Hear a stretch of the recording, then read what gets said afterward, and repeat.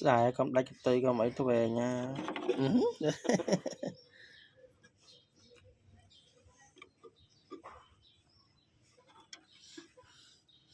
Chết bậy à.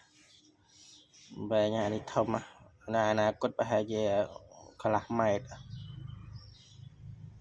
Xài cầm khô trong cái tay không ấy lọ.